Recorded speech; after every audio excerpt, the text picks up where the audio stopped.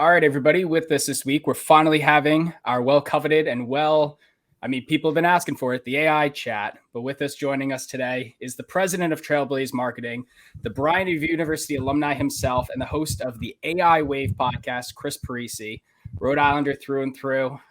We're so excited to talk about your life and everything that you've been working on, and of course, finally get to our AI chat. But Chris, so we got to stop dragging our toes. We got to get out of our comfort zone. We're talking AI.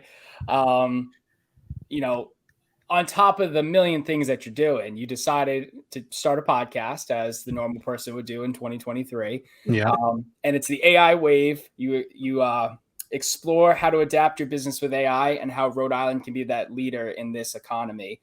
I knew you were interested in podcasting many, many months ago, but what was that aha moment for you where it's like, all right, podcast, yes. Part of Trailblaze, yes. AI, that's got to be the topic. Well, here's the thing, Will. I always said I am never doing a podcast. Were you one of those anti people that was like, no, there's too many people that had pods and COVID and all that stuff? Yep. I think I literally said this same phrase to Will about 4 or 6 months ago. Like, hey, Will, I'm never doing a podcast. And then we looked at your studio and you're like, eh. I know, like we did other podcasts for other, brands, and we had our own podcast as well at Trailblaze. But here's the thing.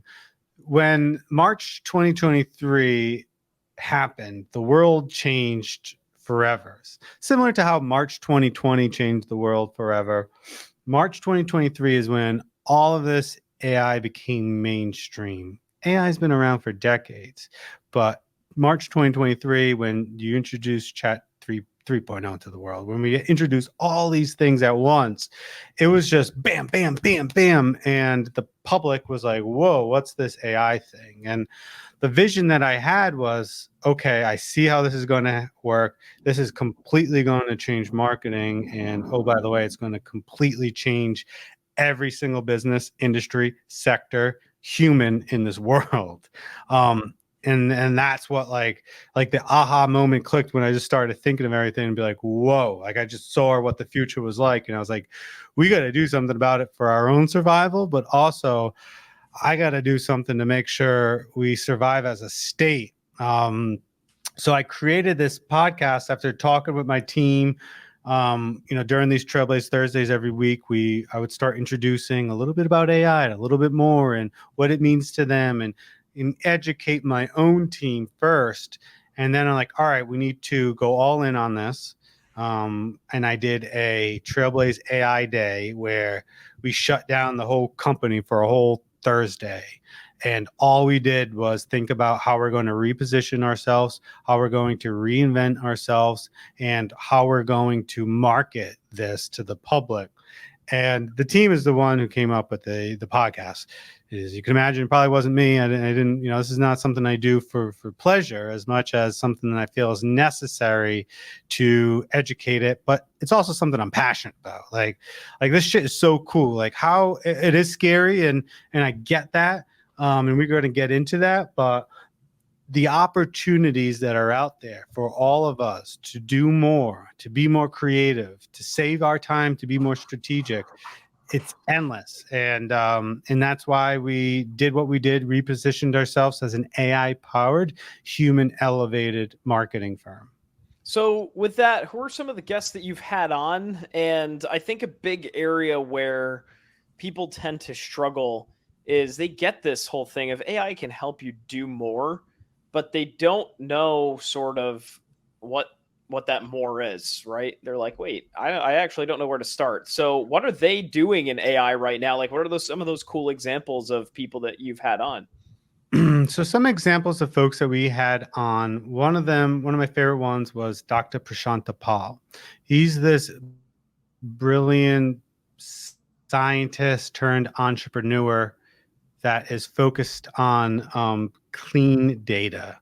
And he's been using AI for a while, but one of my favorite, I asked him the question, like, hey, like, if AI is going to be doing all these mundane tasks, what's that going to happen? Is that going to just displace a lot of workers? Like, are we going to not have any work to do? And he says, until all the world's problems are solved, there's always going to be work for us.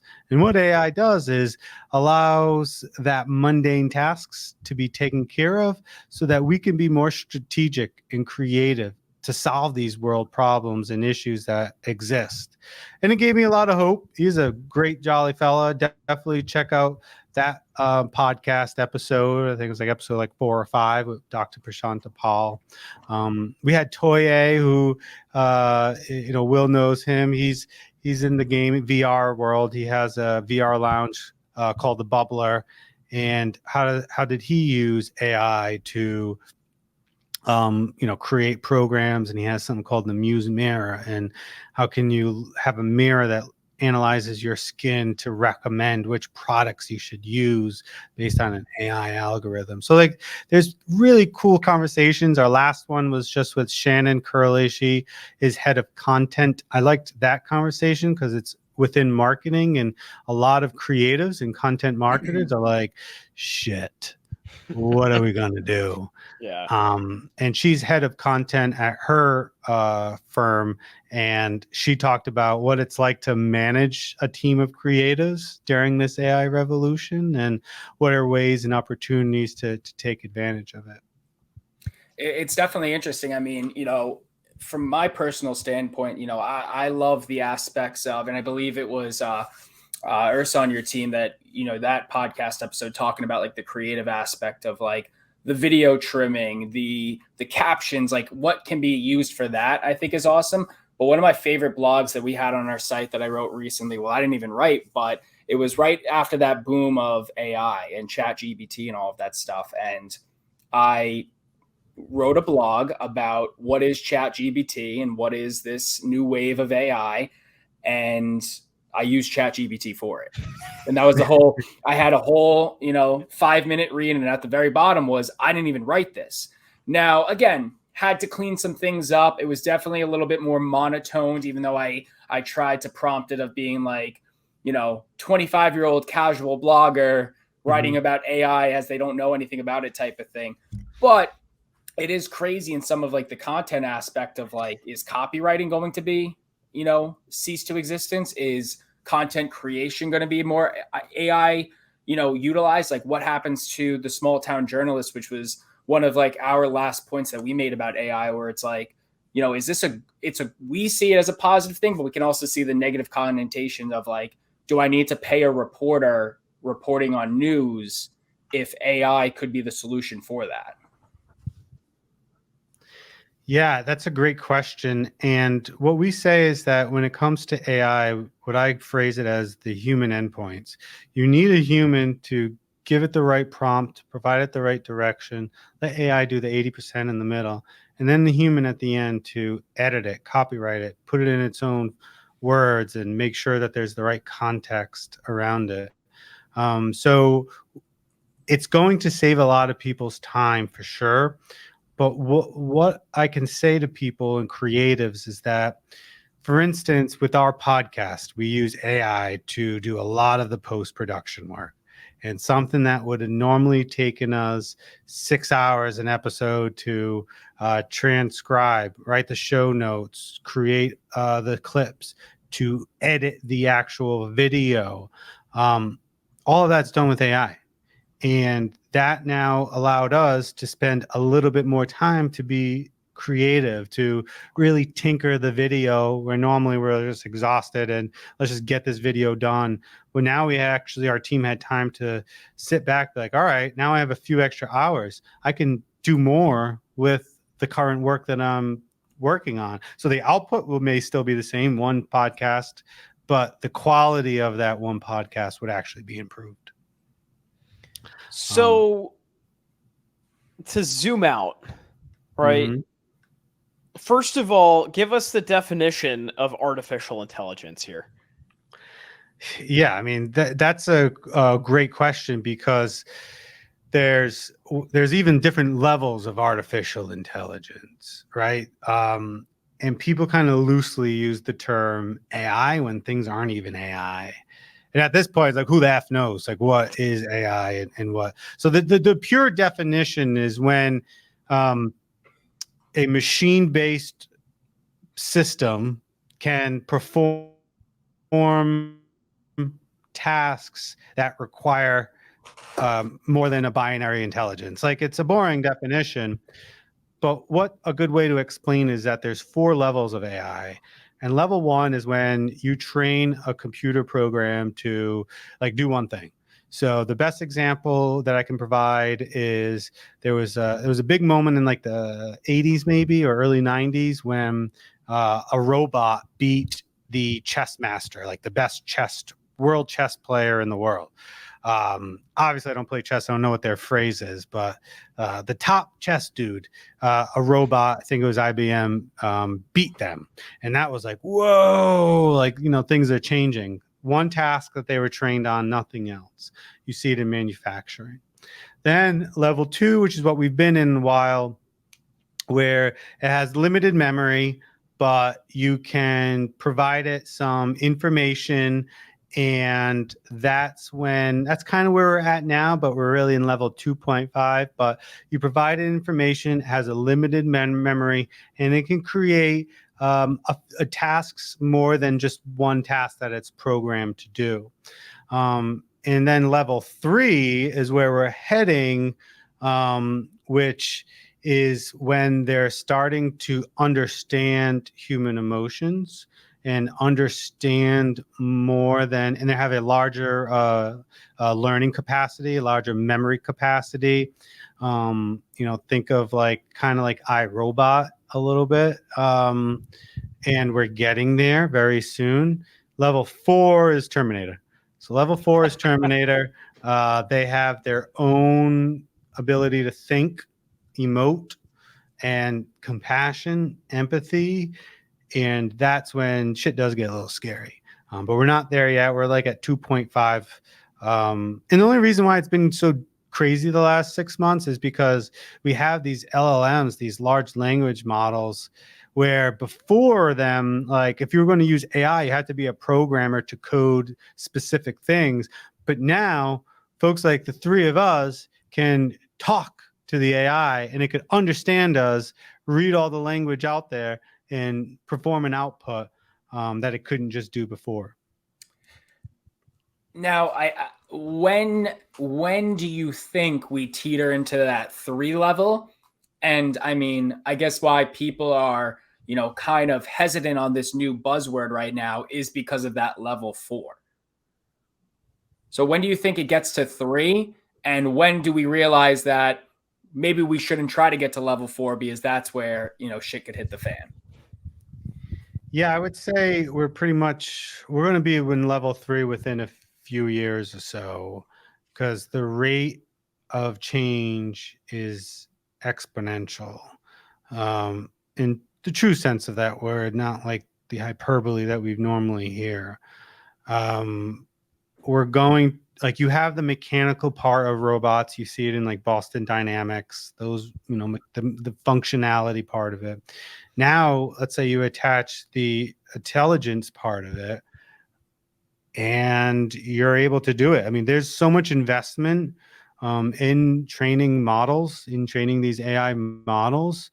And it's a race. It's the new, arms race for AI. So when you have that much money investment towards it, it's going to happen fast, and AI can kind of train itself.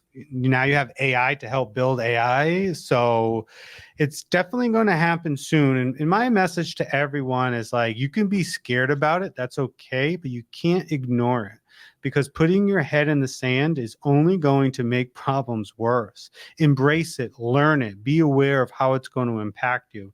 Whether you're a marketer or whether you're a lawyer, that you're going to see. I have a lawyer friend. I talked to her. I said, what's your most mundane task? She told me about this report, 30-page report she had to read, review, write, edit, summarize, send an email to a client. It takes her 6 hours. I explained to her how she can use just ChatGPT 3.5 or ChatGPT 4, and now she can do that task within 30 to 60 minutes, save that time, and maybe spend more time with her kids, right? So like, there's a lot of benefits to it, but if the biggest thing is to learn, embrace it. Do not keep your head in the sand and ignore it, because it ain't going anywhere. AI is here and it's here to stay. So now, I was gonna to add to that though. I mean, do you ever feel, and I want to get your perspective as a father. I mean, obviously, your son's only 1 year old, but like, do you feel that like this will hurt our younger generation in terms of like an intelligence standpoint, because it becomes a reliable factor of like, oh, I don't have to do hard work, I don't have to retain knowledge as easy, like I can literally cheat on a test with ChatGPT and never have to worry about that, or never have to do hardworking tasks that, yes, might be useless and time wasting, but it gives you that appreciation of like, oh, when I was a kid, I had to do X, Y, and Z, and now I can, reap the fruits of my benefit because I worked hard to get out of that. Yeah, I think that's an important question, and that's why I think education is an important part of this AI task force. My question to you is, do you feel like we're all more intelligent than people from the 1800s? I mean, the average person would say, yes, we are. We're drastically more intelligent, right? I think it's a different would they look at us, right? Would they look at us and say, well, no, there's not as many academics anymore, right? They just sit on their phones and do it. That's a really good point that I hadn't considered. And like another point to consider is like they said this about the calculator. Like, oh, like we're not going to be doing arithmetic by ourselves, and we're going to really, it's okay because we can be thinking about other things and have our phone or the calculator, do a lot of the work. Maybe now we can solve some of these world's problems, or these, look into the stars and think about how we can use this AI to go further. My son's world is going to be completely different than our world. He's going to be tutored by an AI robot. There's going to be probably an AI robot in his room. Kids used to have dolls and stuffed animals. Now they're going to have these friendly little AI bots, and those are going to constantly help educate them, teach them. Tutors are going to be replaced by AI for sure. And yeah, it's a concern, but I'm not concerned, because if we ignore it, I'll be more concerned. But if we can think about it, be proactive about it, and ensure that there's some regulation, some, things in place where we can take advantage of this to take our generation to the next level, then why not? But I mean, who's to say the AI bot isn't tossing the baseball around with your son while you're at work, and then you lose a moment like that? I mean, that's on the father or the mother. What about you? No. I'm just like, I'm at the point where it's like I utilize AI to the best of my ability to like help, change some of that stuff. But like, there's still that fear factor. And I don't know if it's like me being a little closed-minded, me just worried about like, again, the Terminator situation. So I guess for someone in my perspective, which I feel like is more common than not, why should people, yes, buy into that, but also, let that fear off that we aren't necessarily there right now? I think having fear is a healthy thing. Having fear is what's going to allow us to be very prudent about how we deploy AI, how we be proactive about AI, and not be nonchalant about it. It is something to be fearful of, but a healthy amount of fear that can ensure that we're doing it the right way. That example with, playing toss, I may now be able to have AI perform some task for me where instead of me staying 6, 7 o'clock at night, I may be able to go home early and actually play catch with my son, for instance. So like, I see it a little differently for sure. But here's the thing. If we want to get really psychological about it, this is the first time that the human species is no longer going to be the dominant species. And it's an existential threat that really is what's at the core of our fear. And that I understand. But that's the reality of where we're heading. That's kind of scary to think about, too. I know. Like I hate saying it, but like if I think these and see these things, I would be kind of not doing my job if I'm not expressing, these concerns. But we're going to evolve. We talked about the beginning of our podcast about pivoting. Well, the human species is going to be pivoting, where you are going to have this metamorphosis of man and machine. And and we already have it now. Like if you have contact lenses on, I have titanium in my mouth because got jumped. You have people that have amputee arms.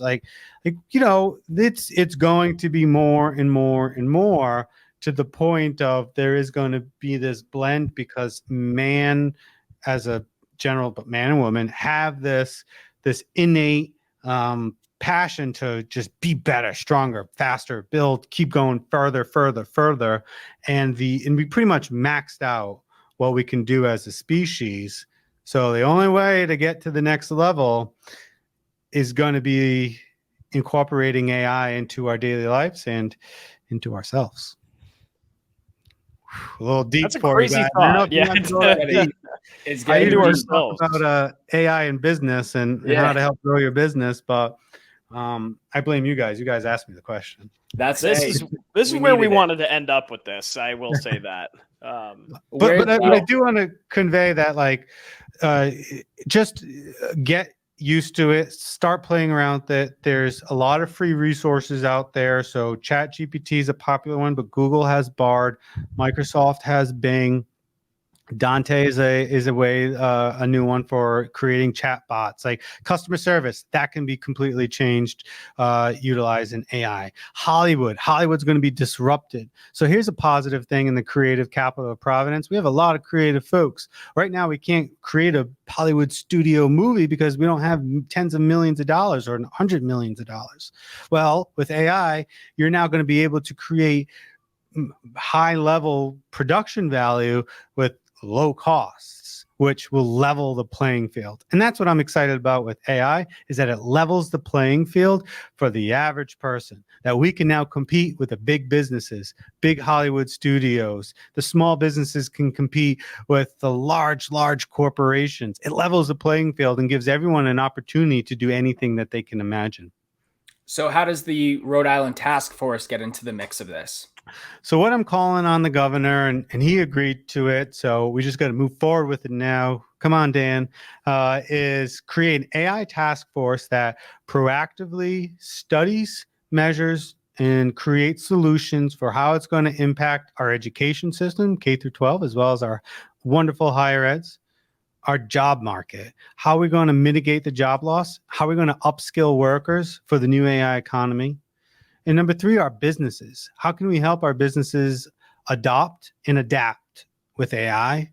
And 4, how can we invest in our startup community? We have a lot of great organizations like RI Hub, Founders and Friends. We have an event coming up as well in August. So at Founders Friends RI to check that out. So let's invest more into these startups communities that are AI based, because if we do that, we're going to have the skill force that I just mentioned that will be trained from an educational standpoint to then be hired and have these jobs available, which will increase our quality of life. And Rhode Island is a place to do it, because not only is it a great ocean state, a funky creative capital, but and a relatively lower cost of living compared to these other metros.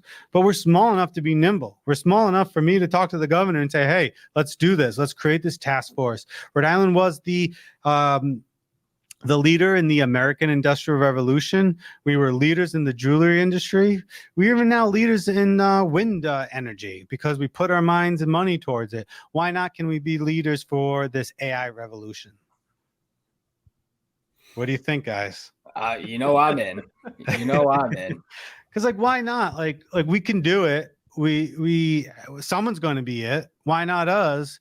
And if our state is this kick-ass growing state for the next 2 decades, that's all going to benefit all of us young entrepreneurs in our 20s and 30s and 40s for the next 2 decades while we're in the workforce. So let's make that a reality and just learn more, embrace it, and talk to others about it. And, there's definitely concerns to talk through, but there's definitely opportunities to take advantage of.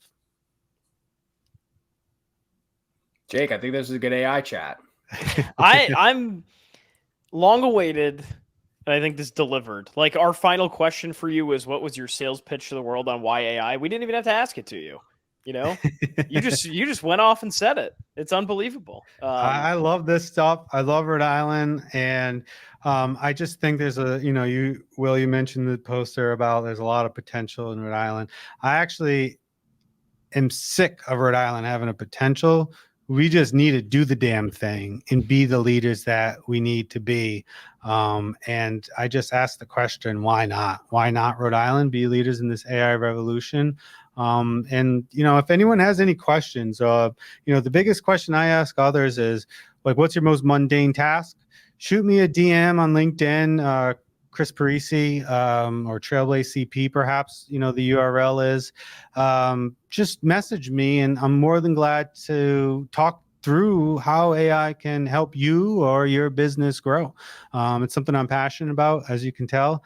But I think we need all of us career individuals and business owners to embrace this, as we are all part of this solution. It's not going to work if we don't get on board. Cool. To Hey, Chris, ride the AI wave.